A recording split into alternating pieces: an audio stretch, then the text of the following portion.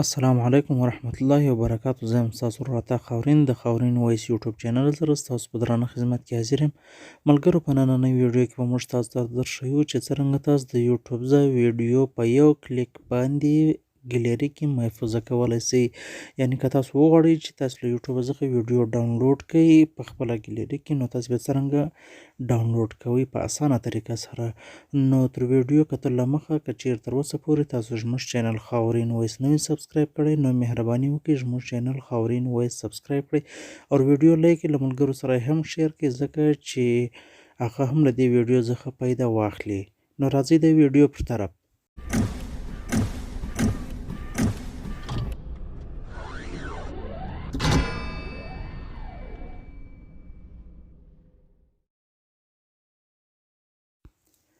نو ملګرو، تر ټولو له مخه به تاسو په خپل موبایل کې یوټیوب خلاص کړئ. مثال کې طور پر تاسو له یوټیوبه څخه ویډیو ډاونلوډ کوئ، نو یوټیوب به خلاص کړئ. اوس په یوټیوب کې زه یو ویډیو راوړم، هغه ویډیو به موږ ډاونلوډ کوو.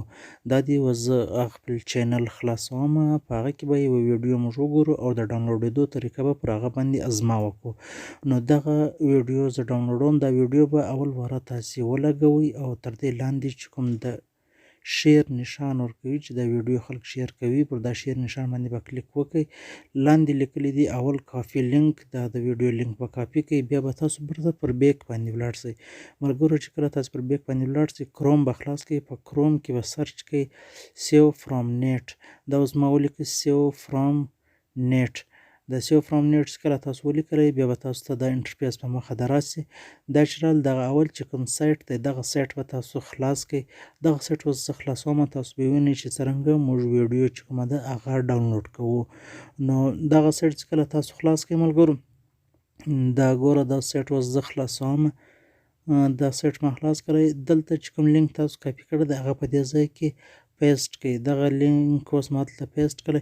ګوره هغه ویډیو یې دلته راواړوله. نو له دې ویډیو راوښتلو څخه بعد کې دلته د ډاونلوډ اپشن هم دی ورکوي.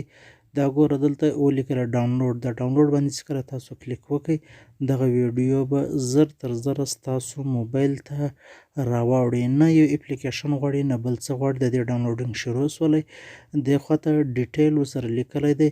دغه ډیټیل باندې چې کله تاسو کلیک کړئ، نو دا ډاونلوډینګ به تاسو ته درښکاره کړي چې څو ډاونلوډ شوی ده. اوس یې زه ګورم، دا ګوره څو ډاونلوډ شوې ده. نو همدارنګه تاسو هر قسم ویډیو چې وغواړئ، که د فیسبوکه څخه وي، که د بل پلیټفارمه څخه وي چې کومه ویډیو تاسو ډاونلوډ کېدل غواړئ، نو د هغه لینک کاپي کړئ او دلته یې پیسټ کړئ او هغه ویډیو به تاسو ډاونلوډ کړئ په اسانۍ باندې. نو دا ویډیو به اوس وګورو په ګیلري کې چې دا ویډیو شته که نه شته. دا اوس زه د خپل موبایل ګیلري زه خلاصوم. دا ما د خپل موبایل ګیلري خلاصه کړله. د البوم کې وګوره به دا ویډیو ډاونلوډ ویډیو یوه ویډیو ده. دغه ویډیو چې کومه موږ ډاونلوډوله، هغه ویډیو دا دې ډاونلوډ شوله. اوس دا ده، تاسو یې کتلی شئ. نو دارنګه تاسو هره ویډیو چې کومه ده هغه ډاونلوډولی شئ. کومه ویډیو خوښه شوي، نو ویډیو لایک کړئ او له ملګرو سره یې هم شیر کړئ. چینل سبسکرایب کړئ او د ګنټۍ نښان باندې هم کلیک وکړئ، ځکه چې نور ویډیو هم تاسو ته پر وخت رارسي.